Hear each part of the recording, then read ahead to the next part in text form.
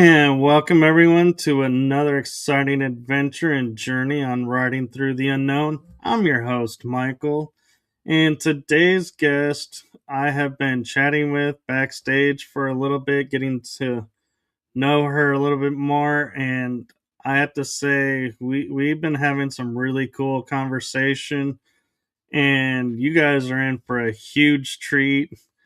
And so I am going to jump right into it, and I am going to hand over the show to my amazing guest, the one, the only, experience extraordinaire, Professor Elizabeth Karp. Thank you so much. Should I just give you a little bit of information about me and a little background? Yes, please. Okay, so I am a trauma therapist, a rape crisis counselor, a sex therapist, a brain spotting specialist. Also, after my near-death experience, I took 3 years of energy medicine healing from Cindy Dale. But prior to that, and I love that you have that space stuff on there about secret government space stuff, because my father was NSA and he was killed. So I really always wonder how, he worked at Fort Meade. He did interesting things. We don't know what they were, but I really always wonder how that happened. And then what happened is my mother trafficked me to Florida, and I was then raped, enslaved, and tortured for 3 years by a pedophile.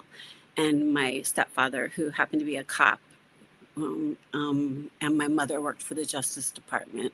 So I was really tortured for 3 years as a child. And then, but I kept my shit together. I don't know how I did it. Part of it is the ability to disassociate, right? Like, and that's part of what's wonderful about healing is you've had some really traumatic PTSD, C-PTSD shit, and all of us have. I mean, it's either we all have a story or we all have some type of abuse or fear.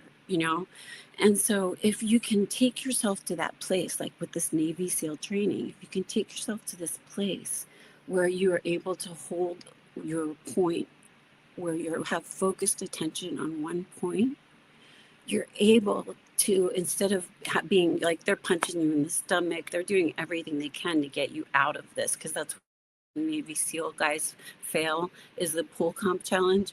And if you can remain focused on one point, you're able to take the energy and move it to what not only keeps you alive, but helps you manifest what you want, what you need, what's the best thing for your healthiest you or your highest you in this lifetime, right? And that happens as a result of something that I created called God spotting. And I did it for individuals. I took like brain spotting. And what this does is helps to move the pain or the trauma or the abuse out of your body by helping you to identify it. Like if I hold this up for you right now, where are you feeling it? I would say feeling it in my It shoulder over here. Yeah, in your heart, in your in actually on the other side, not in your heart, but you're in your heart. I'm feeling it like a little bit over here, which is interesting. But yeah, so what we would do then is we would take that heart energy, and we would take it back. Well, first we would take you up. We would take you to a place where you drop all of your stones and all of the pain and anything that holds you back from creating what you desire. We let that all fall to the bottom of the riverbed. As you float, as you get clean, as you move into a higher space, you're able to kind of look back down and see your beautiful self as a 7-year-old or a 6-year-old, your perfect little state of brain, living in a state of wonder, in beauty, love. And you're able to kind of go back in and help to heal that energetically simply by being aware of it. And so we do that not with just, not with just trauma. We do that with the ability to open up like special pathways or special portals. And this all happened after my near-death experience. I was a trauma therapist, like CBT. You listen you listen and you ask the right questions. That's it. Um, but when I learned how to do brain spotting, all of my clients started to have mystical experiences. They started to say, "Oh my gosh, I had angels, and I met up with my guides, and this is the information that I got." And what did you get, Elizabeth? And like, you know, some people who are Christ consciousness oriented, if you, I don't really use that word simply because it's a put off for some people, but if that works for you, Jesus will come in, right? And you'll usually come kind of right into your forehead right here. The crown chakras where you feel the like a little shivering, okay, like a little bit of tingling when you start to think of this golden spiraling energy that enters through your crown chakra.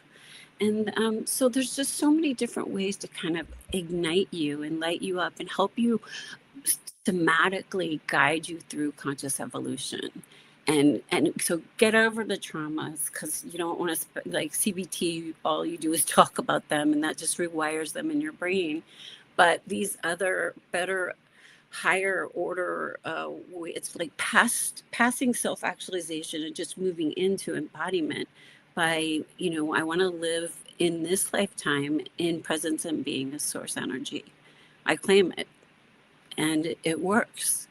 So I have, like over 260 testimonials. I have just a lot of people that I work with, including combat war veterans who have been involved with combat war, nurses, rape victims.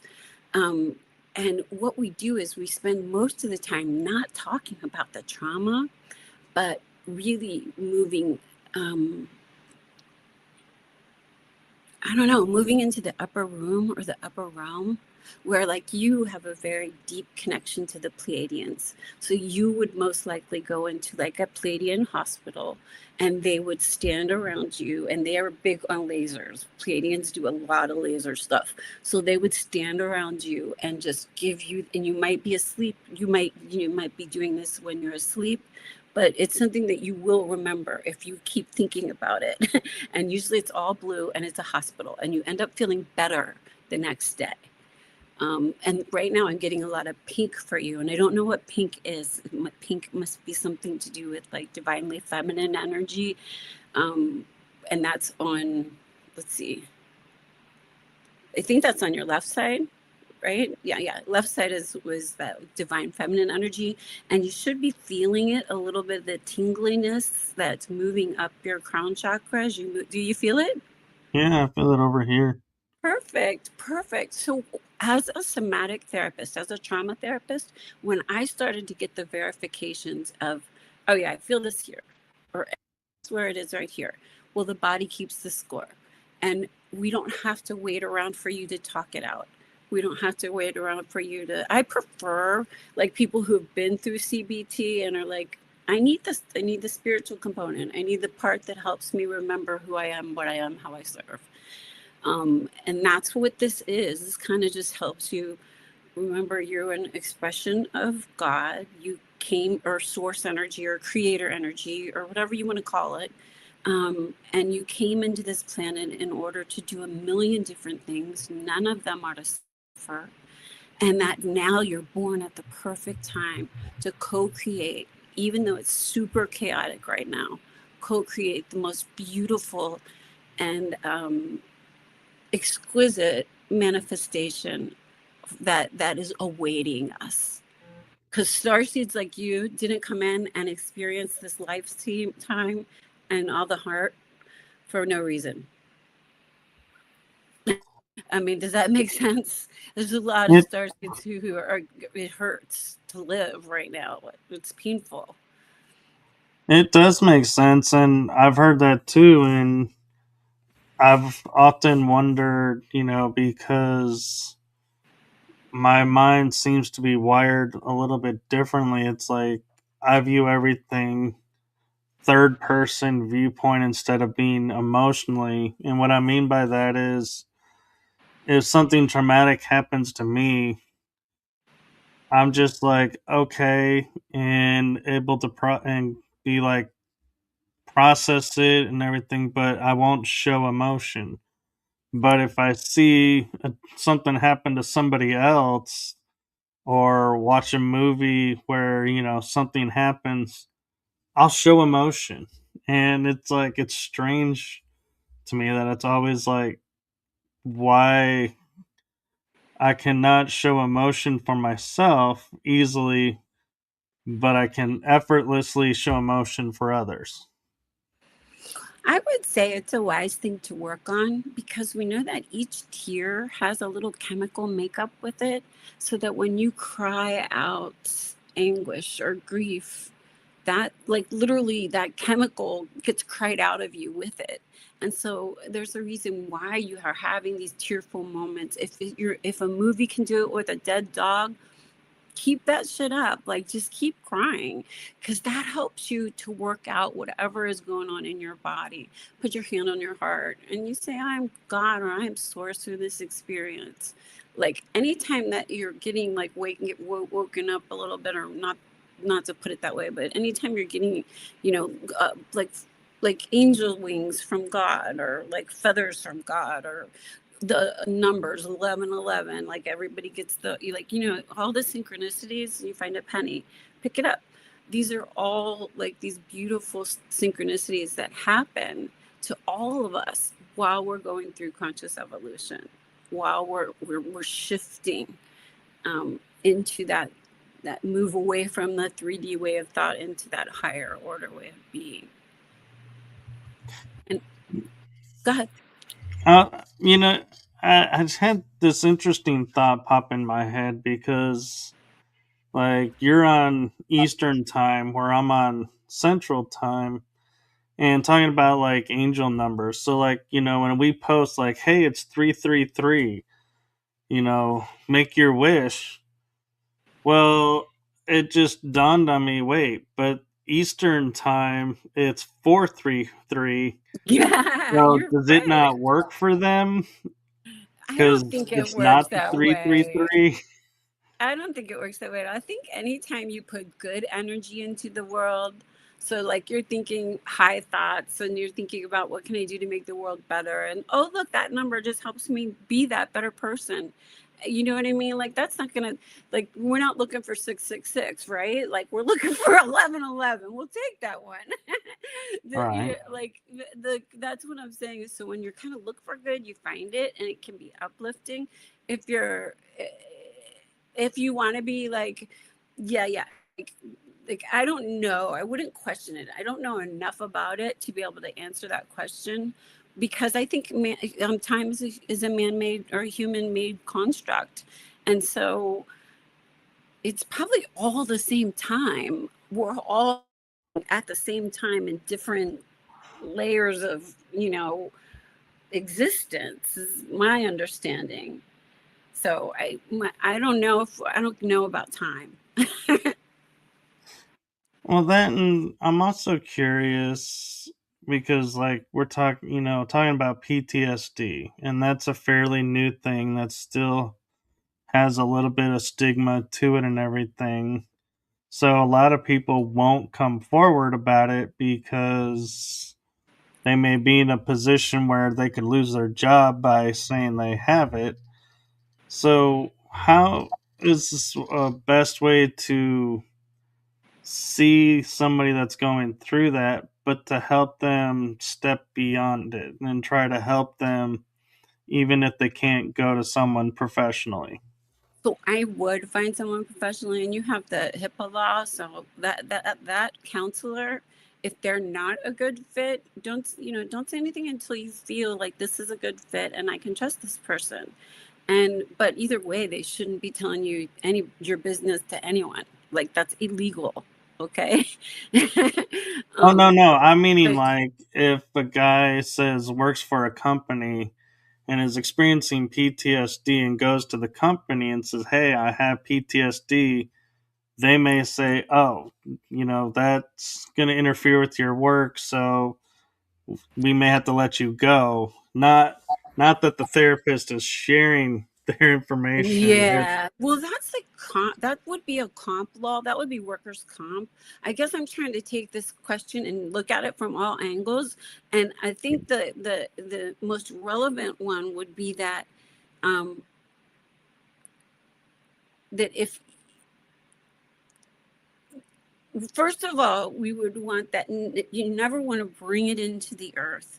Like it's like witch, like words, you never want to bring into the earth anything that doesn't serve you for your highest being. And so, you know, you want to be an optimist. You want to be looking for good because that's how you bring it into the world. If you're, so what I'm saying is like cops who or firemen who have PTSD. I've worked with them before. I've worked with particularly this great fireman he fought the fires in California with the huge where you fly over, and I mean he was a big deal firefighter, and I can talk about him because I'm not saying his name, and I'm not a trauma therapist any longer. I'm an author and a filmmaker and a person who created God Spotting and an expert witness. I'm an expert witness when it comes to rape and child sex abuse, so I can testify in trials. But on the other side of that, I'm also a minister. I like when my clients started to have these experiences that they couldn't explain, and everything is only ever good. So there's never any fear. We don't have any fear. If there's any fear, usually it has to do with one human being, just because we don't do this as much anymore, slowly gazing lovingly into your eyes, because I don't know you, but I died. And to me, you're the most beautiful thing in the world. You're like all things, like just a beautiful puppy. You're like, you're gorgeous. And that's because I see who you are, what you are, how you serve, right? And so I see everybody as really attractive for the most part. Not everybody. Believe me, there's some unattractive people, but and I just mean that from their sparkleness. So when after that came in, and I was able to be, a trauma therapist doing brain spotting, I realized I was putting them in a mystical place that they could meet their angels and their guides, move up to this higher room or higher realm. Like for some people, it's a meadow or a field or flowers. For other people, it's waterfalls. For other people, it's just like hanging out with the consciousness energy. Jesus, just like sitting on I don't know. He comes to people usually when he's about 16 years old. Don't ask me why, but that's which one works with me.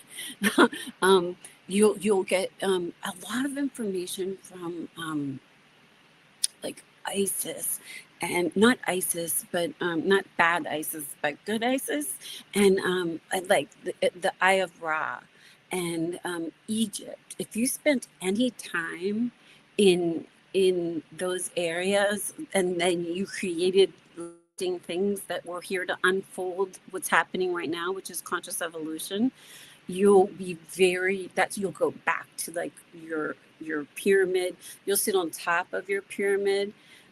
You will like spin around in order to decide which direction you want to move in your future, so that like if you see the love of your life or someone you think that you love, and you want her to come closer to you, you just take your hand and you move like this beautiful kind of translucent bubble of her, and you bring it into your heart gently in. And you can do that with anything. And we want to bring in lots of money and just like that right now, like to ask for that, because I think that you had a hard go of it on this life, and I've had a really hard go of it on this life. And it's like I need to sell my book, I need to do these things, and I think we need to have an economy that changes for healers and for people like us who are doing this for, like, there's a whole economy in it that hasn't really been,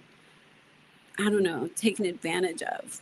because these things, work as well as you can only take CBT so far, but after that, you which is just cognitive behavior therapy, talking about things. But after that, you're going to need some more. I think of it as help.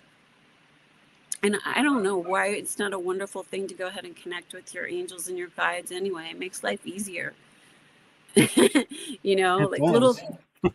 little things like you might think you spilled your coffee, and that's going to make you leave a little bit later, or the dog has to go outside and that might make you leave a little bit later, but you're going to miss the car accident that two cars were ahead of you. Like if you just kind of move in, like my this is what Cindy Dale believes. She believes that all dogs come back in to be like, dogs have soul contracts with their humans, cats too, but I think cats are really aliens. Like I think cats are like, I'm not sure if they're on the same like unconditional loving area as a dog, because cats are so like, cats are Territorial. yeah, and they're ethereal. I think of cats as like aliens completely, and octopuses. Like that to me, those two things are beautiful examples of whoa, they're cool. Um, so anyway, I don't want to keep taking up time. Do you have any questions or anything that would be useful? Well, I think you brought up 2 points that I think a lot of people hear about in the news, but they don't know what signs to look for to identify if that's somebody in need, and that is, one is the rape victims, because that goes both genders and it's not talked about as much that way. But also the trafficking aspect, how to tell if you're walking by, if somebody sends you a signal, how do you know what that signal is unless somebody explains what that is? And so, if you have any insights into those, Of what we that could would be really helpful. do. Yeah. Well, honestly, I believe that the FBI, the NSA, CIA, they already know all of the men who are uh, pedophiles and rapists, because look, there's 64 billionaires who live on Palm Beach Island. They support the main dude who is a rapist and a pedophile. I mean, things that are just like horrific to say and to think, is what is in control of our country right now. And it breaks my heart because um, it hurts. Like for PTSD, like what you're talking about, there's a whole different kind of PTSD from vets, because I've worked with them, and child sex abuse victims or victims of rape. But there's certain things that are the same. Like we either go into like a freeze, or you were saying that you go into a almost like, what kind of state do you go into? What happens when you're afraid or you feel fear? When I feel fear, I just take a moment and look at where that fear is coming from. And then if it's a fear that serves me, then I back off and step away from. But if I realize it's a fear from outside source, then I dismiss it and take whatever action I feel is necessary, because I realize that fear is preventing, not protecting. Exactly. So fear, shame, blame. As a trauma therapist, those are like the three emotions I would kill your body, your vocabulary, in your life. Because fear, anytime I've ever made a decision in fear, it was always the wrong one. Always. Never the right one. And I think you'll get the same answer if you look at, like, if whenever you make a decision in fear. Um, so, I mean, I don't think fear is useful in any way. I think fear only creates more fear. So I never find it to have like, in my when I'm in my sessions with people, we're at such a trusting place. And that was the only thing I was talking about, is fear this is kind of looping back to that, is that the only time that you can have a little bit of fear is when we're moving to that space of complete trust and calm and a loving connection with a stranger who I can see God in you because you're sparkly and it's real. Like, you know what I mean? I'm not faking Right. anything. I can see everybody like that. So I can work with everybody.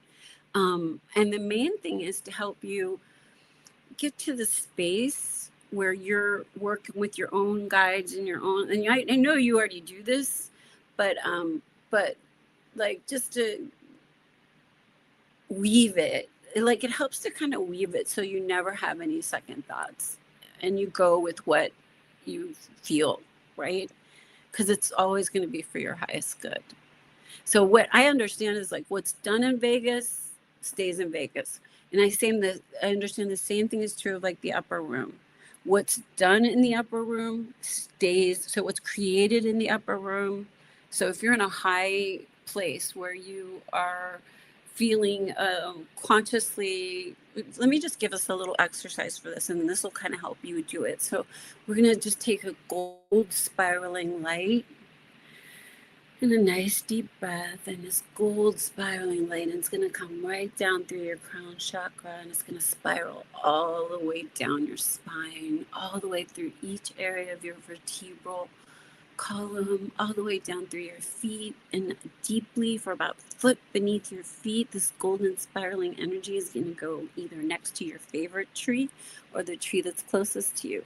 And I want the golden spiraling energy to go ahead and go through the roots of the tree and through the thick parts of the tree that lead to the bark. And I want you to spiral the golden energy all the way up the bark and out of the branches, through the leaves that touch your head, and leave you with the golden crown sparkle and the spiraling energy that you can go ahead and keep at home with your hand on your heart and say, I know who I am. I know what I am.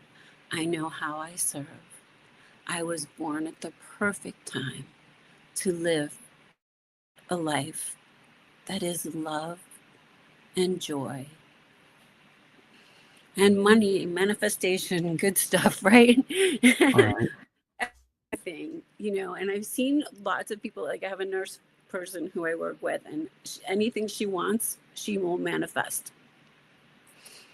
It's amazing. And then I've had some people before who, like, believe it or not, Trump man hated women, a lot of misogyny, but just working together, he loves everybody. He wakes up in the morning and he's like, who's looking back at me? I'm an expression of God. I better act like one. Right? Or Right. express as one. He is kind of like, you know, it's interesting. But so that, do you have any questions, or can you see how I kind of work and how I I'm like a great person after CBT, and you just want to get things out of your body, move into through self-actualization and into embodiment, a source. Um, and that's what I like to do. I mean, that's what I was called to do. That's what they said, go do. So, Well, one question I have for you is, did a lot of this work happen before your near death experience and then it after that transformed to what it is now, or was there a catalyst that happened that okay. led to the near death that brought it to So play? this is a killer part of this story. So we know my mother gave me to a pedophile. His name is Paul Belt. I never get a cease and desist in Catonsville, Maryland, because what I'm saying is the truth, and I have hundreds of witnesses and an open SVU case because I never stopped talking about it. And Maryland doesn't have a statute of limitations. Florida is a kind of like a haven for pedophiles and rapists. So they wouldn't help me in any way, even though I begged them. I begged like 40 sheriffs in Florida to help, you know, help me get a case together against this man. But it took Mo Greenberg. I was writing about it on LinkedIn. So I was 50. This was 36 years after the crimes had happened. And I was 50 years old, and I had actually had to have a total jaw reconstruction, and that's when I died. It was a 6-hour surgery because he had damaged my jaw joints and had just destroyed this nerve called the trigeminal neuralgia nerve. So it was extremely painful. Like I was either going to die or I had to get the surgery. And so that's when I died during the surgery. I was like, I was going in that direction no matter what for a little while. And so what happened is during that time, my mouth was wired shut, and I started to write on LinkedIn. This is way before Me Too. This is 2 years before Me Too, about what it was like being a child rape victim and a child sex slave, and how horrific it was. And Mo Greenberg, my hero of my book, which is called Making Dark Visible, um, is a cop. He's an SVU cop from Baltimore, Maryland. He flew me up there and he opened up a case on my behalf so that I could try to get justice. But what's interesting is at the same time, I was going through, so I had to go back and relive the traumas of childhood, which was really hard to do. And I couldn't figure out how to write them. I had to tell somebody. That's why storytelling and your podcast is so brilliant, because people need to talk about things in order to help them feel better, and then help them move to the next level of where do you go, right? Because there's other things to do with healing. And so I was very traumatized. I was enslaved, raped, and tortured for 3 years every day. And my mother knew, my stepfather knew, he was a cop, and no one was going to help me. My sister knew, no one was going to help me. And so I just endured this. But it took me 36 years to write about it on LinkedIn while my mouth was wired shut and I couldn't talk, which is the worst thing that you could do for a child rape victim, because he raped me in my mouth a lot. And that's really that's where your body score. That kept a lot of the score. And so what happened is my ex-husband read what I had written, and he filed for divorce from me and made me and my oldest daughter homeless for 6 months. My mother gave a gun to my child rapist to take me out. Literally, I'm not kidding, to get rid of me, because I was starting to talk, and they knew, I was trafficked in 2 states. They knew what they did to me for 3 years was truly a crime and evil and torture and human trafficking and, all of these things. And my mother Mo Greenberg wants to hold my mother responsible too. But nobody, wants to get it like an 80-year-old and put him in jail. But I'm all for it. I'm all for the consequences of both my mother and the man that raped and tortured me and enslaved me for 3 years.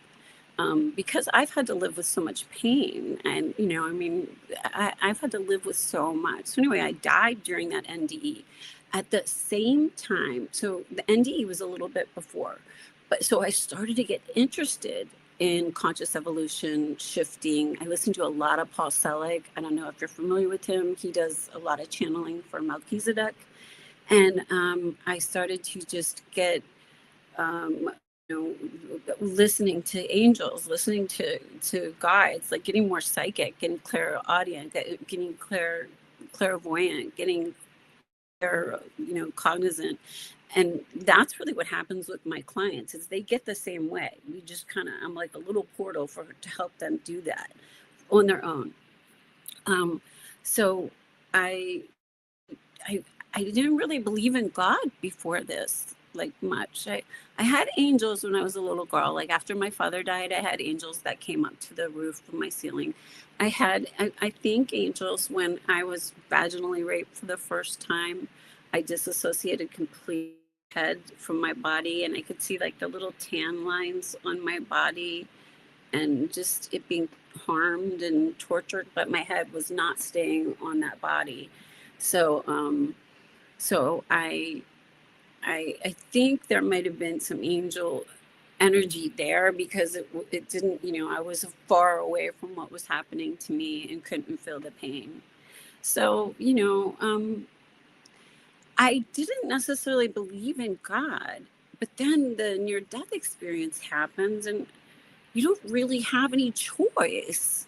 And then I went back to work as a trauma therapist, and everybody's having mystical experiences. So I was like, this is beautiful.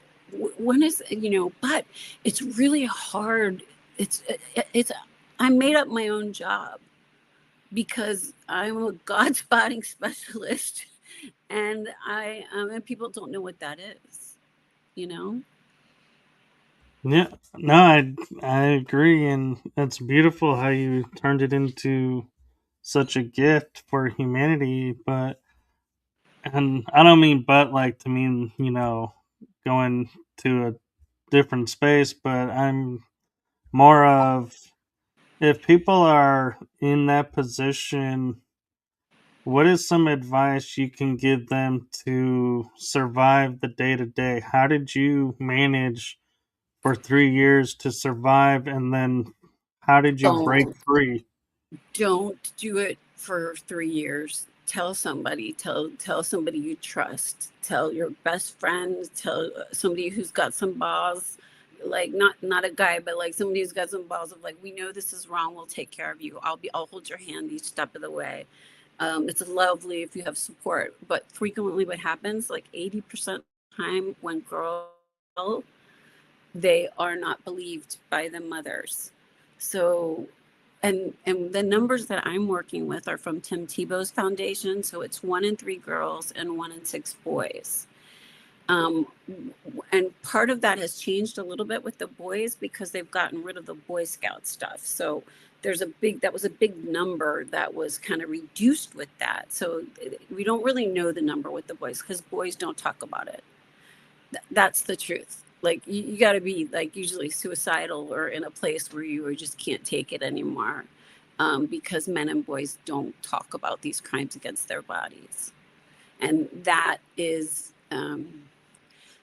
debilitating. That's really just not a great way to live. And then with girls and women, 1 in 3, I would suggest that you tell somebody first who believes you and who is going to help you navigate the process. If you don't have anybody, call RAINN, RAINN. I used to call them all the time because I didn't have anybody. My mother tried to kill me and gave me to a pedophile. Not a good mother, right? Not a good soul contract with that woman. And I'm forever like what I had to do by suing, by getting an SVU case open and suing the man. That's another thing that you can do is you can get a lawyer right now. If there's a statute of limitations, it depends on where it happened. It depends on how long it happened. Like my cop was very interested in me because it was 3 years, and that's torture, and I should be dead. So I would suggest that you call your police where it happened. The least you have it documented. Cops don't care. Like in Florida, I told 40 police, 40 sheriff, 40, I counted them, that I was a rape victim and that I had married a Trump man who also thought he owned my body. So when I would take Ambien at night to go to sleep because of the child rapes, he would take advantage of my body at night. So not only am I Virginia Giuffre, with the Epstein thing, I'm Giselle Pellico. I truly am, and also I'm educated. I'm a therapist, a sex therapist. You know what I mean? Like I am truly an expert in the area of rape. So I would say that if it's happening, it can't happen for 3 years. It needs to be ended, and you need to do it immediately.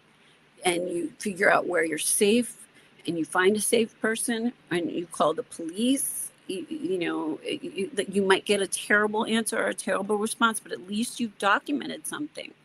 Okay. And that's how you get them. I would go on LinkedIn, honestly, track them down. Most of the men who cause us harm, honestly, according to Tim Tebow, are our fathers. Most of the men who rape us as children are our fathers. If it's not them, it's someone we know. So it's a very, very American incestual rape culture that goes really thick. And that's why the patriarchy, like all those old 80-year-old men, they want to hold on to these things that are history, but they didn't work. It doesn't work to it doesn't work to want to be the person who has to pay all the bills. It doesn't work to have to be the ultimate decider of where you or the authority or owning other people. None of that is really pleasurable unless you're kind of a sadist, right? So most people don't want that job anyway. Most guys like your age or anybody under the age of like 45, they see things differently. And even though there are, I mean, and what do you think I'm wrong about this? I just think there's a lot of men that are hurting, that do violence and do other things to try to make themselves feel better. But really, if they could do a little brain spotting and had like a little bit of just, CBT, they're going to feel better. A group No, too. Groups I are good. yeah, I definitely feel the society has taught men that this doesn't happen to you. This is only happens to women. And so they, as much as women feel they won't be believed, I feel like it's much worse for the guys that go through it, because even the women who do it, in those situations are like, you really think they're going to believe I did this to you? And it's true. It's That's like, why it's really important that we believe everybody. Like the numbers are so small, like between 4 to 6% of people lie about those crimes. 92%, 94% are telling the truth. That's a huge number. Most people mm, wouldn't. I tell you what would be beneficial for me to make up being raped, tortured, and enslaved for 3 years and having to undergo a total jaw reconstruction and trigeminal neuralgia and cry every day for 36 years, not sleep well at night, have scars that no one can see. It's bad for girls and it's bad for boys both. And it's something that as an American culture, so this is what we can do.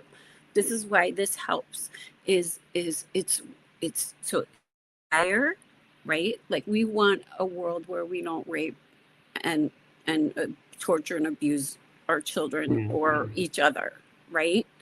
Um, it's desire, then thoughts, then words. That's why, like on TikTok, when they can't, you have to use the word grape or schmecks. That literally does something that twists your brain in a way that isn't normal, because what you're doing is you're creating desire, thoughts, words. The words have meaning.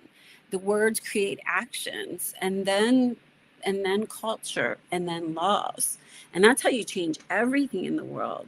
But when they take away your words, you know right. so yeah. But you're right, And like, I'm sorry, go ahead. I was just, and there's an important distinction too between, if it started out consensual and then at the end you're like, hey, I wish I hadn't done this. That doesn't, by, definition, qualify as being taken advantage of. You made a poor choice. So you can't cry wolf about that and accuse someone wrongly of that. But if it, somebody it does, doesn't happen. you say It does no and a they lot. keep going, then yes, that qualifies. And so I think that's Yeah. a distinction that needs to be made too, is because we live in a society to where everything that we thought was normal common sense seems to have gone out the window. and you can say and do whatever you want, and there's no consequences, and there are consequences. And so we have to be careful of what we do and how we talk, because a false accusation is not just a, oh, my bad, move on, and everything is okay. There is repercussions that follows that. Oh, absolutely.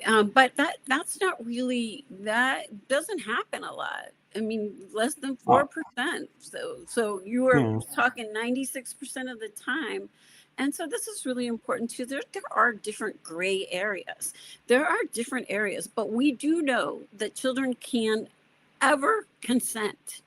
So Oh, yeah. children, that's where you stop, right? Yeah. Like I'm if not you're talking about kids. consenting, I'm if talking you're, adults. Yeah. yeah, that's a whole different, if there's alcohol involved, if there's like that for me, I don't, I work with victims and I give coping skills and things like that, but I don't work with the courts in that way.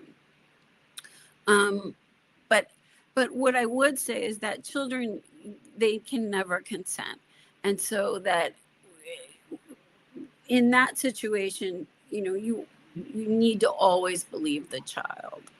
Oh, yeah. And the he said, she said, I don't know, that has a whole different level of like morality to it that isn't what I worry about the most. I worry about our children. All children are our children. I worry about them never suffering, never being harmed, and only being cared for by Yeah. us, I mean, admittedly, it scares me and it makes me feel sick to my stomach that we live in a world where we have to remind people that, yeah, children are children. They're not property, and they're not tools to be used for anything. And that, yeah, they don't consent. It's like that. To me, it's like that's a given. They're not, that never should be a question, that's ever asked of them. Do you consent to this? Because it's a child. They don't understand what's being asked. And Mm-mm. it, even if they do understand, depending on who the person is they know, like, you're saying, when it's somebody we know, well, what's the one thing society teaches us? To respect your elders and listen to the grown-ups. So if the grown-up is telling you this, No, hey, that's so that's, patriarchy. Just because well, patriarchy no, worked but before, like you don't want to do that. I like most yeah, people have kids now are like, you don't hug somebody, don't hug them. If you don't want to, if that man makes you feel creepy, pay attention to that feeling inside of yeah, you. You know what I mean? yeah, Like, there's a lot of that's where I different was ways. going with it. Yeah. Yeah, Oh, I'm sorry. Go ahead. yeah, I was gonna say, that's the old way, but now it's a world where we actually don't even really have to somewhat even talk about some of these things, because the kids already know. It's like they have a somewhat of a knowing of, hey, this is wrong. This shouldn't, this isn't right. And will stand up for themselves, but we need to give them support to That's keep. rare. Usually what happens is they pick the loneliest kid. They pick the kid whose father's not in the picture. They pick the Right. kid whose mother is working two jobs. They pick that kid. Like that's Right. what That's what happened I mean. Yeah, actually. we need to support them and create Yeah. a stronger community bond with the kids, that Yeah. nobody is ever alone. Yeah, I agree with you there. I agree with, well, just, yeah, I agree with you. But like what I would like to do, honestly, is so I live in West Palm Beach. And this is where at Trumpstein, they did all of their shopping for the girls in West Palm Beach. They would go to, like travel trailers or, trailer parks, like where I went. I grew up in a trailer park when my mother took me to Florida and trafficked me in 2 states. Um, you know, I my book is really good. It's called Making Darkness Visible. So you want to make sure that, like, because it's got healing things in it. But I would think that what Florida should do, because we have 64 billionaires that live on Palm Beach Island, and that's during the seasons. You know what I mean? That those are oligarchs. Those are all the oligarchs who are in charge of our country right now. If we just, kind of taxed them and help them create centers, and we should have centers like veterans do, but better. Like, not that they shouldn't have good, they should have good services too, but like they should take some of their money from Palm Beach and open up a center in West Palm Beach where they shop there, where the prey up for their prey. And that is like, that's what my goal is right now. So, and hopefully, hopefully that might happen. Well, I'm hoping as the world is waking up and everything is having light shined on it to where, I mean, look at like the movie Sound of Freedom. It's like it rang a bell, and ever since that movie's come out, child trafficking is like almost daily in the news. It's being talked about. It's Yeah. so, I feel like we're turning a corner in our society and in our world of those people that are doing this are going to find it harder and harder to live, which is exactly the point. They shouldn't They be should be in jail. living that way. And Yeah. so, They just have a lot of money. That's what's kept them out of jail. But just, right. that's not okay. You know, if you do bad things to children and women, you need to pay for it, Yeah, and especially I in this mean, lifetime. yeah, and I even read somewhere, and I feel like this is a truth, is even the worst criminals that have committed the worst crimes that are in prison, when they hear that somebody did something to a child, They take they care of it. will go and make their life hell and I are love like, that. you crossed the line. And it's like, I how love is that. it? I wish Yeah, everybody felt that way. yeah, it's like our biggest criminal element that is like the most heartless, soulless people are like the biggest hearts when it comes to you messed with a kid, You know we're gonna why? make you Because pay. It's there's like, so many who are put in jail because of what has happened to them in childhood. I mean, child sex abuse is a soul crime. It hits you at the soul, body, mind, and soul. And then, if you're poor, or you can't, or you're struggling, and or your education, whatever, and these bad things happen to you, it's 1,000 times harder to even, I don't know, to move forward. I think it depends. I think it depends on the person, but yeah. I have one client who was raped regularly by an older uh, half brother. And, I don't know if he's ever going to be okay from that. We're just friends now. We don't work together anymore because, he needs a little bit different stuff than what I do. But he, I, his soul, it's a soul crime. It's a soul crime. And so, I can see that, you know, but the best way to heal it is to do exactly this. Find out where you're keeping it in your body, and then let it blow away. Or let the water, think of yourself like God. I am in God. I am of God. I am as God. Think of God as water. I am in water. I am of water. I am as water. And then it kind of, just those things, like certain attunements. If you put your hand on your heart, I am God through my body, or I am source through my body. Like there's like that's what's in my book, which is really important. Is it's making darkness visible, healing rape and child sex abuse culture. I haven't figured that part out yet, but it gives, like, in each chapter, I have a somatic tool, a tool based in neuroscience, and a spirit.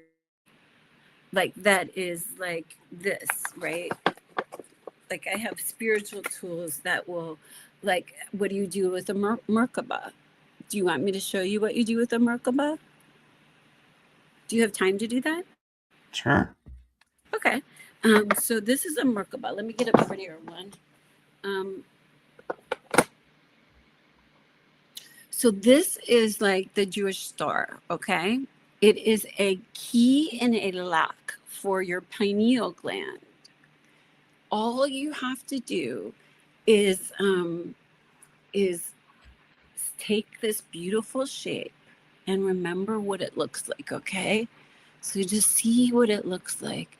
And then you can close your eyes. And when you're ready, just start spinning it in between your third eye when you're ready. And or if your eyes are closed, are you spinning it now? Okay, so keep it spinning and you're spinning it clockwise like everyone does. I want you to go ahead and light it up now. Make it bright yellow and gold with golden streaks behind it as it starts to go faster and faster and faster. And then I want you to take that beautiful Merkaba and I want you to turn it purple, the color of love. And I want you to allow that purple Merkaba to spin all the way outside of your skull, all the way up through your crown chakra, back down and place itself in the lock and the key, and the key in the lock position. Keep spinning it. I want you to turn it red now. Red is a color for you. It means something for you that's beautiful and strong and earthy. It helps keep you on this planet. So we're going to turn this red just for a little while. And then when it's done, I'm going to go ahead and turn the whole thing a beautiful turquoise blue, like the water, like you are of the water, you are as water, you are in the water. You are of God, you are as God, you are in God. Keep spinning it and go ahead and turn it around and spin it in the other direction and turn the whole thing silver. And then allow your beautiful fingers to touch it, tip it, and go ahead and spin it in the other direction and turn the whole thing gold as you allow your lock and your key to be open for your third eye and your pineal gland. As you sleep better tonight, as you know who you are and what you are in truth and how you are in truth. You are the divine, manifested field and form. So be it. God is you.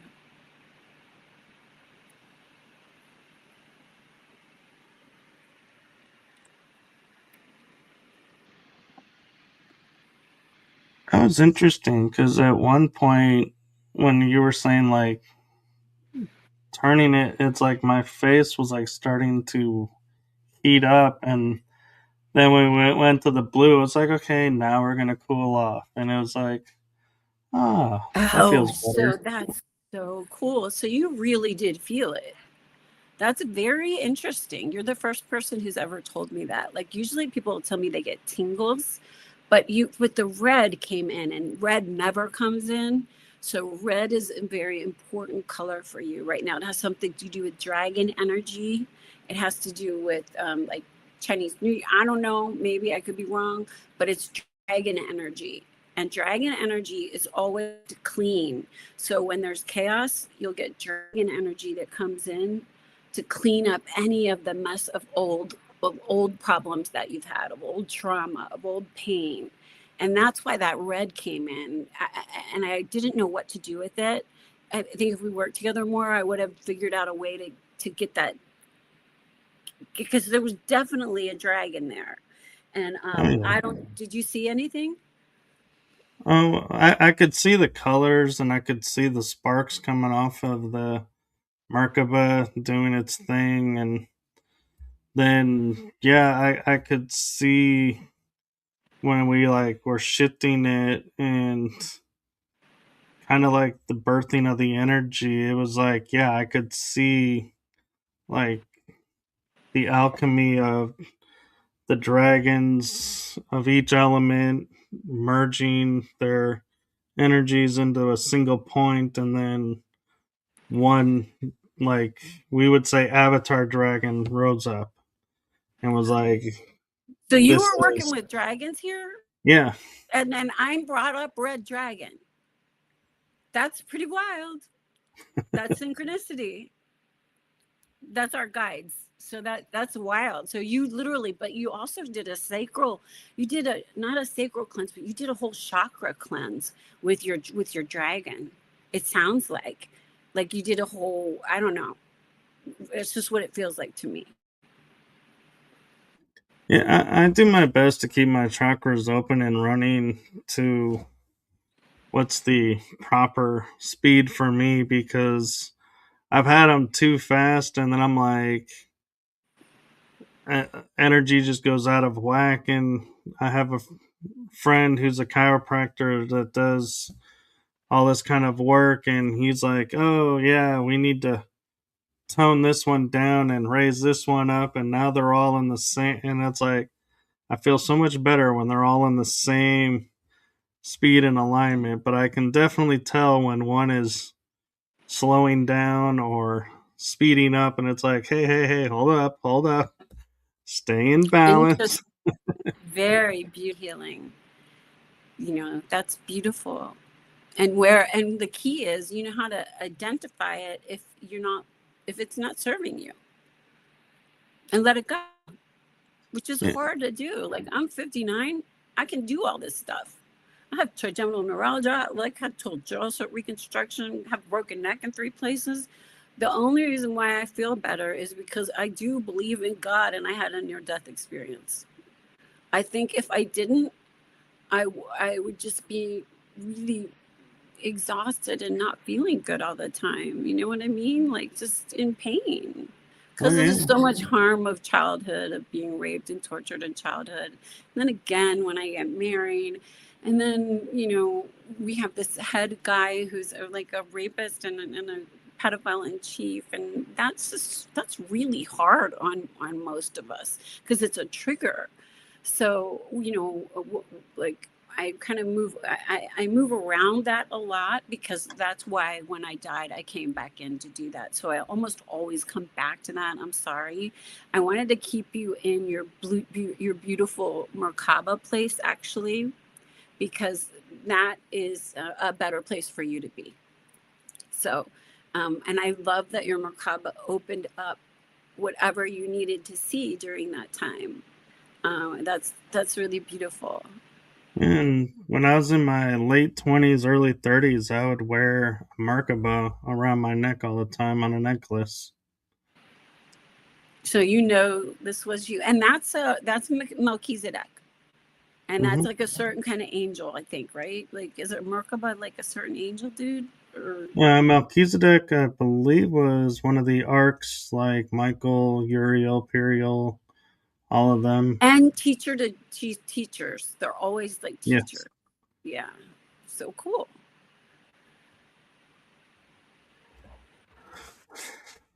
So I'm kind of curious too, a little bit with, you know, a lot of people had different type of near death experiences and like different memories of different aspects of it. So my question to you is around yours is, do you feel like yours was like a catalyst point that was like, okay, this is the 0 point for the new you. We're starting you over and going I forward. I burned the old life down, literally. Like, I was homeless for a little while because my ex-husband was so cruel. And then I got divorced, and then my mother tried to kill me. And then all my friends left me. Like, I only had 3 friends to begin with because I'm, kind of selective, but they all left me. And they were all from the time of, like, when I knew when I was being abused. 2 of them I both knew when I was being abused in childhood. So I knew them that long. But once I got involved with the cops, everybody was very strange. And even my own mother was like, I'm not going to jail, like anything, like afraid. They were afraid for what they had done to me. They Right. really broke the law, and they committed horrific crimes for 3 years on a little girl's body. And so, you know, that that trauma, I mean, not everybody has that degree of trauma, right? But we all have a story. We all have something that has happened to us, and it doesn't necessarily have to be child sex abuse or rape or anything like that. It can just be like really bad parents, really like a shitty father or a shitty mother, and just really like just chopping up when you need to be loved and accepted for who and what you are. Most parents, this is the way I really believe right now, that if you raise your children in a way that lets them know that they are so deeply loved, and that they might go through ups and downs, and they might not always look pretty compared to what you want or what you might have wanted for them, but that I don't know, that you really rise by just it has something to do with like the divine feminine rising right now. It has something to do with being half your mother, half your father, and all source energy, and just allowing that energy to kind of guide you and be responsible for it. Does that make sense? It does. It's the time of the equalizing, and those that can, I feel like that can handle both the sacred masculine and sacred feminine will rise and, become their true nature and their true selves. Where those that are like, hey, I'm only going to embrace the divine feminine, or I'm only going to embrace the sacred masculine, they're going to fall to the wayside and be like, either disappeared, or they'll go somewhere else, or they just won't be No interacting with the duality. same. Yeah. Duality is not going to work anymore, because we're all one. We're all expressions of the creator. We're all wrapped in skin, and we came for these really interesting experiences, even if they feel shitty sometimes, and it's really hard right now to incarnate. um, and what we're doing to Gaia, and like the food that we eat, and it's like all consumptive. The corruption that has impacted us. So anything that you can do, even if it's just kind of like smiling at people and lifting energy, when you're responsible for that higher energy, people come with you, and you're like a light. You have a show and an opportunity and a network to be able to grow that and just create that. And that's like telepathy, which is happening for all of us anyway.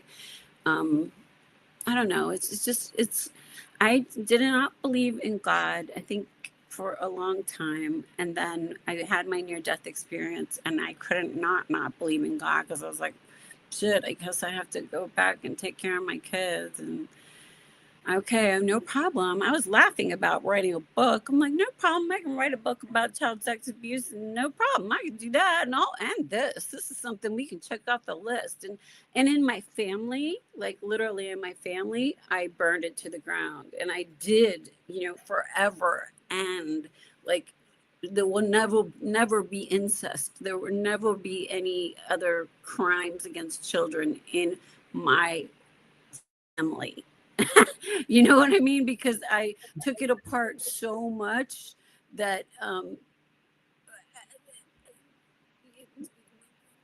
I don't have a mother anymore. I don't have a sister. I don't have those old friends. You know, they blamed the victim, and that happens a lot. Yeah. Um, when yeah, it happens a lot more than what you would think. But and that makes it hard. That's where you need rain, and you need groups. There's groups like I'm ready to start in West Palm Beach groups to for survivors, because there's so many of them, and just sharing helps you feel better, you know. And an interesting factor, that I'll bring up, because I'm kind of surprised, it just dawned on me all this time we haven't talked about, we talked about family or somebody, but it also was, well, I say was, is probably still in effect, rampant in the church and religion. And so, and the church's answer, they would always be like, oh, well, we punished him by, removing him from where he was. And so you Mhm. think, oh, justice has been done. Where all they did was they put him somewhere else. And so Yeah. it's like, that's not a crime. That's just, he got caught. And so now you're moving him to another It made space that doesn't know. And I worked as an expert witness for a girl who was molested digitally by a nun during PE. She would molest her during PE in front of people. And I worked with the archdiocese on that case, and and they barely paid her, like they didn't pay her much of anything, and that had ruined her life. That, like, in every way, like, how do you go to school when you've been embarrassed in front of everybody in school? And how do you, like, you know what I mean? Like, it's right. just these things. I think the church is so filthy. Honestly, I think what they should do is close it up and make all that gold, give it to all the countries that they colonized and raped and harmed women and children and murdered, genocided men. I think that they should take all that gold and all that money from the Vatican and give it to all the people that they raped. I mean, that's what I feel like. That's justice for me. Yeah. Um, I don't think that's going to happen to you. Yeah. No. And part of me also feels like even if it did, you have those people who are like, well, the world's been kicking me since I was down, and since they're now giving money for this, for, you just have to say it happened, they're going to rise up and say, hey, it happened to me too, even though it didn't. And it's like, it taints the reparation. And Not because a lot. Again, people, you got to believe you got to believe the victim. It does. Usually, what happens is a person's gotten away with transferred to times he's raped hundreds of kids. I mean, that's the more likely, instead of being like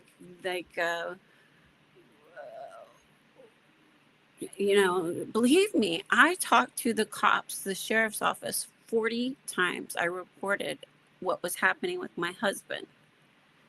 And 40 times they either put me in handcuffs, laughed at me, took me to a mental institution, because I said also that I had a near death experience and I was clairvoyant, clairaudient, I wouldn't, any minor thing, you know what I mean? Like, that shouldn't have gotten me hospitalized, but my ex-husband had deep connections, and they just threw me, they wanted me to shut the fuck up. So believe me, my experience with talking has been, they don't want you to talk. And that has been part of the problem, is by saying, oh, well, if you say this, you're going to ruin his life. I was a sex therapist in Ponte Vedra Beach County. Sheriff Hardwick said to 3 girls who were raped by 3 different lacrosse players, you'll ruin his life. All 3 of those girls had to leave that county.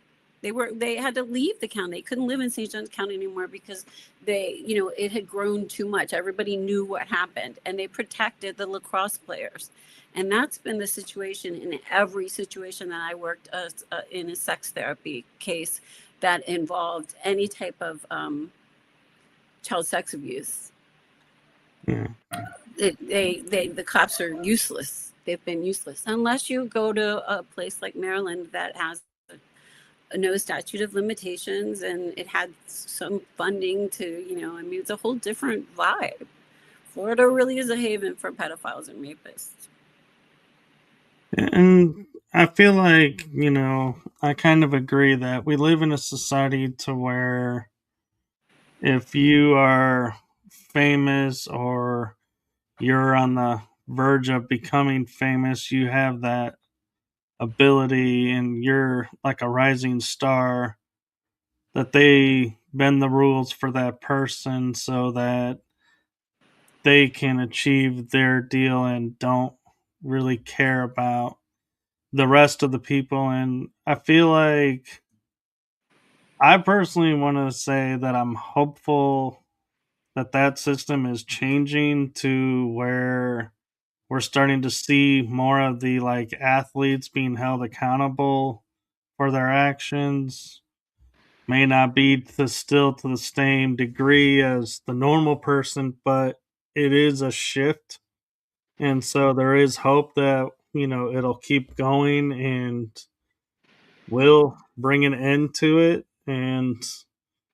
But yeah, I agree. We have to stop saying to someone, oh, because you're in this position in your work, we can't touch you. It's like nobody should be untouchable except the Mhm. kids. The kids are untouchable. Exactly. I'm like, if you're an adult, do anything you want. I could care less. But don't hurt dogs or animals, farm animals or children. That's Right. my only. That's my only. That's what I learned as a sex therapist. Except that I did work with a lot of Navy guys who had addictions to porn, and they also flew the drones. So that was really weird. That was because I worked in Jacksonville, so that was a lot of it's the fathers. Remember, it's men that we know.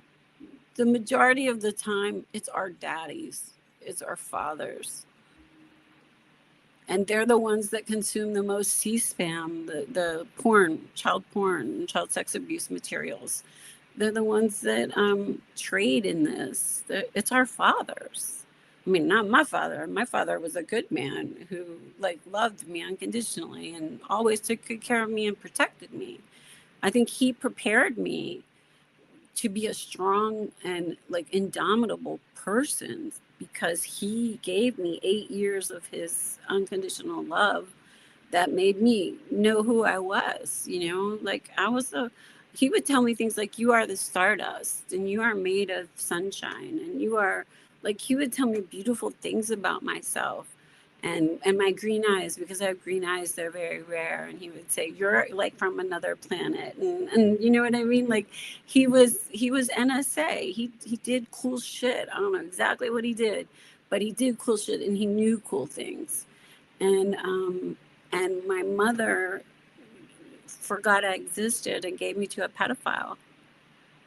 She just started drinking and she just didn't care. So I I really had a hard time with that. Like a mother wounds. That's a big part of my book too. Is the because my mom's the one who gave me to them. So I really don't have any parents. Um, so yeah. And so my last question for you, because we are getting close to time, is it seems like a strange question to some people, but to me, it kind of goes along with what we're talking about in a certain way, in a certain light. But with everything you've gone through, everything that you've experienced to date, what do you think are some of the positives that have come from it? Good question. The first thing is, after I died and I came back in, they showed me that we all take turns playing the bad guy. So that I had lifetimes where I would beat up my wife, or I would be a drunk, or I would be abusive, or you know what I mean? Like I could see those little mini snippets of that, we're not all good. And because I must have had that in my head that, well, only good is good, right? Not, but we all take turns being the bad guy. And so I think that's really important for judgment, because there is no evil man. And that's another thing that I learned. The second thing I learned was that the only sin is to deny someone's divinity or deny your own divinity. Like we are all expressions. I don't care how you want to think about it, but we're all expressions of creator source energy, you know? And if you're a high expression, you are doing good in the world. And if you are a lower expression, you are causing harm right now, usually to women and children, because that's what happens in war. War just hurts the women and children and poor people, you know what I mean? Because they take money for the war. You know, just this whole thing right now. What I've learned is that it is a marathon and not a short race, and that even if I have a book and a film and a documentary, and that um, the world is so busy, I might not be able to have people see it or hear it as much. So I'm very grateful to you for helping me make darkness visible, and I have all of that information in there. And also the last thing I would say is that um,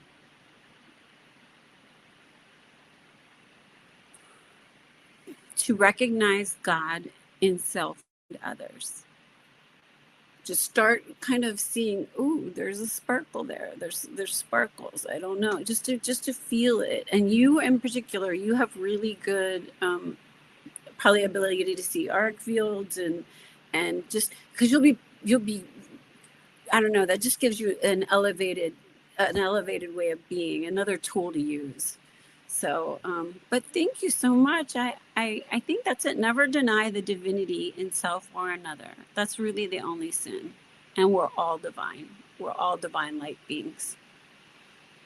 Yes, I agree, and thank you for that. And so, if people wanted to check out your book, is your book published yet? It's not published yet. Okay. I'm editing. I need a publisher, and I also need $8,000 for an EP for my documentary. So if anybody is interested in helping me get this, it's really, the book is a healing from rape and child sex abuse and C-PTSD, and it gives you tools to heal. So it's not like the body keeps the score, where it's just like, yeah, the body keeps the score. It says, and these are the 6 things that you're going to do if you want to feel better, you don't want to hurt, and we want to learn from this and not feel this way ever again, because it doesn't serve us, right? So we move on. um, and so I would say that is really the most important thing, is to see the divinity in then you lose everything that's negative, falls away when you know that there's a divine being having a human experience in front of you, who might be having a really shitty day or fuck something up, or isn't the best, is the highest energy. You can lift that energy by being the lighthouse or the beacon of good that you are, because you know who you are, what you are, and how you serve.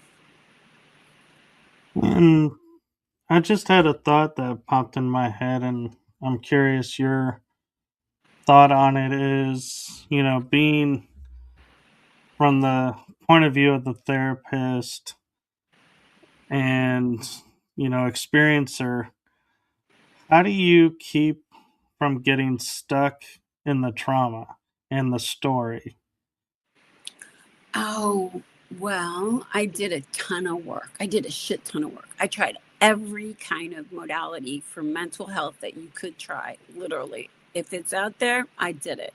Because I'm the kind of person that if I read a book or I go to an experience, I'm going to remember it and share it with you, right? If it works, that's just who I am as like a teacher. But I, oops, I dropped. Tell me what the question was really quick. It was, how do you keep from getting stuck in the story and trauma? That's interesting. So that's exactly what happens, is you will get like a tiny flashback. And that's how you can tell when you're talking to people who have trauma, if they drop for a moment, and they just like, they might get swallowed by the history of what happened without even putting it all together, right? Um, and then you just come kind of back into it. I'm super compassionate, and I kind of like, it brings me great joy when somebody goes into a trance and then they come out and they're like, I feel like a 7-year-old, and I saw Jesus and I went skipping through this waterfall, and like, you know what I mean? Like, that lifts the world. That makes the world a better place in presence and being. And so the more I do it, the more healing it is. And then people can share that. Like, I think energy healers and people who are folks who are who haven't found an economy yet to like mental health professionals, they all want a way to bring a spiritual tool into it. That's what brain spotting and God spotting is. But I say healers use this, energy healers, anybody. It's like a tool. And I'm going to put a class together so that, because like the things that I gave you, anytime you're feeling a little anxious or a little tripped up, put that cube back in your head and spin it a little bit and remember, oh my gosh, I am God. You know, or I'm a beautiful expression of God, or whatever you want to call it. But yeah, I hope that answers the question. It does. Thank you. And the only thing left is I do have a message for you, and that is from my heart and the heart of my shows to you. Thank you for what you're doing for humanity.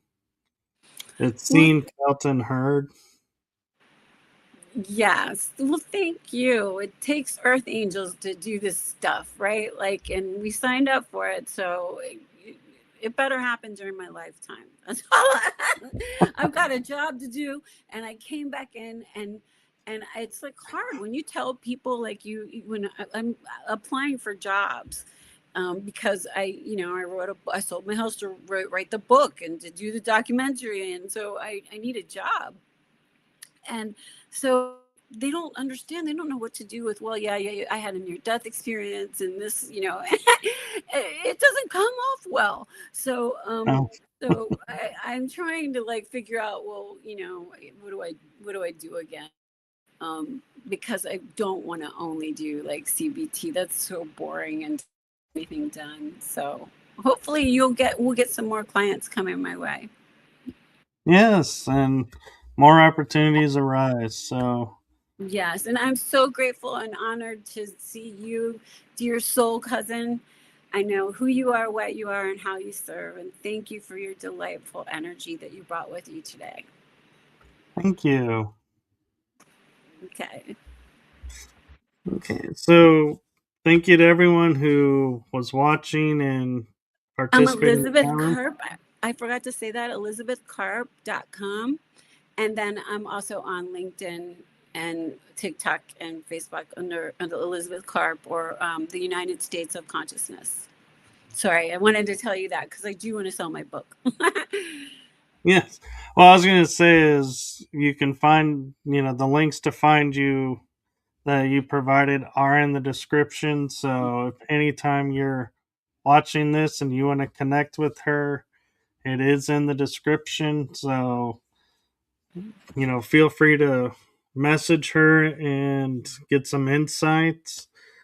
And thank you to everybody. And make it a wonderful day. And I'm a little bit off my game because I don't do shows on a Monday afternoon, and so I'm used to like have a great night, and it's not the night, and it's the beginning of the week, and so I'm like, yeah, the verbiage is like, wait, I might I'm have not used tried. to this time frame. Yeah, but I put you in a little tiny trance. So just let that energy be fun, be filled with wonder. You know what I mean? The Oh little yeah, trance will hang on. So, you'll get a good night's sleep tonight, and then new thoughts come in the morning, and we'll do a beautiful purple bubble of protection all around you. That only good things come in and bad things bounce off. Okay? I like that. And it's funny you say, have fun with it, because I did a show on Friday and we were talking, and she mentioned, like being in the rural areas, and I was like, oh, like Future Farmers of America, and they go, yeah. And so we started and I started, seeing in my head Peanut from Jeff Hmm. Dunham, and going FFA, fa. We started making like jokes, and like we were kind of like livening up the show by going, yeah, and if ever you're getting down, just remember, you can be a card carrying member of fa. So yeah, I try to bring out my fun side as much as I can. Go silly. I totally think like God has a sense of humor. That's the other thing. God has a sense of humor, and and and loves you like dogs love you. They, Yeah, unconditionally adore you. So enjoy and feel beloved. Don't don't forget that you are divinely connected to source, and that never goes away. And you can channel more in on the days that you need it.